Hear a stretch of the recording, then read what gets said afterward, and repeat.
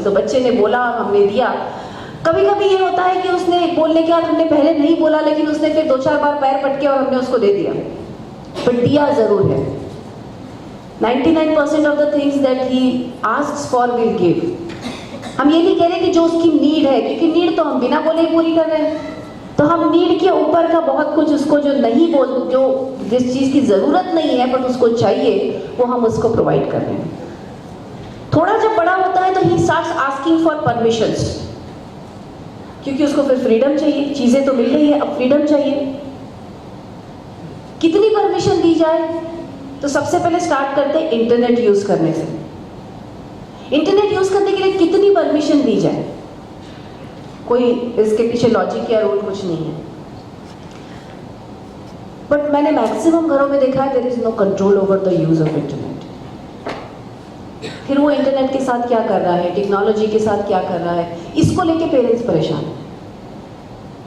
आपने सबसे पहली बार उसको जो महंगा वाला टैब खरीद के दिया था, वो किसने खरीद के दिया था? बाहर वाले ने नहीं दिया था, किसी ने, आपने ही दिया था। क्यों दिया था? क्यों दिया था? एनीवन? आपका अपना रीजन होगा ना देने का, अलग अलग रीजन होते हैं। ही डिमांडेड, उसने कहा मुझे चाहिए, और उसने साथ में ये भी कहा सबके पास तो है, और स्टेटस, हाँ सबके पास है तो मैंने भी देना है भाई, अड़ोस पड़ोस के पास में भी है तो मैंने भी देना है। 90% of the time what you are saying is right, क्योंकि टैब की कोई जरूरत नहीं है, कुछ भी जरूरत नहीं है। स्कूल के प्रोजेक्ट्स आप अपने साथ में बैठ के करवा सकते हो, उसको नेट पे कितनी देर देखना है, भैया घंटा भर मेरा लैपटॉप यूज कर मेरा काम हो जाएगा। So there is no need of tab. We don't have tab based education in India, at least Nagpur में तो नहीं है पक्का, बट हम देते हैं। क्यों देते हैं मुझे रीजन नहीं पता, और उसको हम प्यार कहते हैं, because I love him so much, I can't say no to the child. फिर उसने पूरा टाइम टैब यूज करना शुरू कर दिया, उसकी जरूरतें बढ़ गई, उसने स्मार्टफोन मांगा, आपने स्मार्टफोन ला के दिया उसको, फिर उसने व्हाट्सएप यूज करना शुरू कर दिया, फिर वो पूरा टाइम वही करते रहता है, और आप फिर कंफ्यूज होते हो, आपको गुस्सा आता है, इसको इतना नहीं समझता है क्या?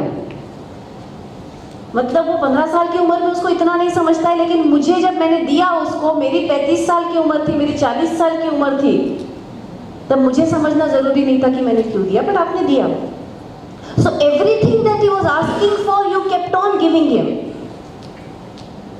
because it's easier. That's another way of it. क्यों हम देते हैं उसका दूसरा रीजन ये भी है, क्योंकि जो मांग रहा है वो दे देना आसान है लाइफ के लिए बहुत ज्यादा। कई चीजें तो माँ बाप इसीलिए दे देते हैं कि कितना नौटंकी कर रहे तो ले, जो करना है कर। This is the sentence that is, ले ले भैया जो करना है कर। सो वी आर बेसिकली हम अपने आप को उससे अलग कर रहे हैं, ले लो तुमको चाहिए तो। So he is growing up learning that जो मुझे चाहिए वो मिलेगा, अगर नहीं मिलता है तो थोड़ी नौटंकी करनी पड़ेगी, पर मिल जाता है। क्योंकि उसके साथ में हमने एक और चीज की है कि अगर हम नहीं बोलते हैं किसी चीज को, तो 99% केसेस में हम उस नहीं पे कायम ही नहीं रहते। वो अलग अलग तरह के जब टैक्टिक्स ट्राई करता है, तो किसी एक चीज को हम सकम होके उसको वो दे देते हैं। तो उसने वो भी सीखा है। किससे सीखा है? हमसे। हमने ही सिखाया है सब कुछ, क्योंकि आपने अगर नहीं बोला और आप नहीं पे टिके रहे, तो उसको समझ में आएगा कि जब मम्मी एक बार नहीं बोलती तो उसका मतलब नहीं होता है, लेकिन हमने किया नहीं वैसा, for whatever reasons that we had. And now he is going out in the outside world, जहां पे किसी को उससे कोई लेना देना नहीं है, weather is happy not happy, no one cares for him. So he sees this beautiful girl and he thinks that you know she is for me. Apparently उस लड़की को इसमें कोई इंटरेस्ट नहीं है। So she says no, but then he knows. नहीं बोलने के बाद में नौटंकी करने से चीजें मिलती है, because that's the only way he has learned. इतने सालों में उसने ये, हमने उसको ये नहीं सिखाया, बेटा तेरे को ये चीज चाहिए ना, ये मेहनत करो, ये रिजल्ट ला के दिखाओ तब मिल जाएगी ये चीज। ये हमने नहीं सिखाया, हमने दे दिया। मैंने देखा है कि 10th में 50% मिले हुए लड़कों को पेरेंट्स धड़ल्ले से मोटरसाइकिल्स लेके दे रहे हैं। क्यों? क्योंकि सबके पास है। He has not done anything to deserve it, लेकिन सबके पास है तो भैया हमारे बच्चे के पास भी होनी चाहिए। So he has learned only one way. सब चीज मिलती है, मिलाना आना चाहिए। फिर वो लड़की को परेशान करेगा, उसको धमकी देगा, कुछ नहीं होगा तो सुसाइड करने का नौटंकी करेगा, अपना हाथ काट के उसको चिट्ठी लिख कर भेजेगा, देखो फोटो खींच के भेजेगा। आजकल तो इंस्टाग्राम पे फोटो अपलोड कर लेते लोग, देखो देखो मैंने हाथ काटा। What is he trying to do? He's just trying to get their attention, feel pity for him, and मुझे हाँ बोल दिया जाए। And trust me, these things are getting very dangerous for them. क्योंकि मुझे लाइफ से लड़ना, नहीं से लड़ना किसी ने सिखाया ही नहीं।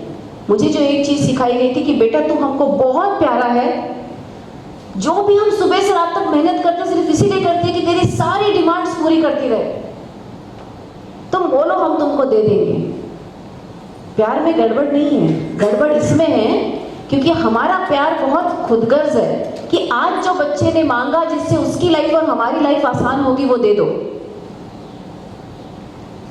रियल लव इज कि जिस दिन मेरे घर से बच्चा निकलेगा, क्या उस दिन दुनिया फेस करने के लिए ये तैयार हो रहा है? ये सचमुच प्यार है। और वो प्यार अगर आप अपने बच्चे से करते हैं तो parenting is going to be very tough for you, क्योंकि आपको नहीं बोल के उस पर अड़े रहना पड़ेगा।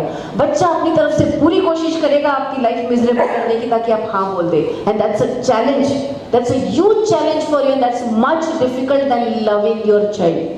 प्यार करने से बहुत ज़्यादा डिफिकल्ट है ये चीज़। इसीलिए मैंने शुरुआत इसी से की थी कि क्या आप अपने बच्चे से सचमुच प्यार करते, सोचिएगा ज़रूर मेरी इस बात को।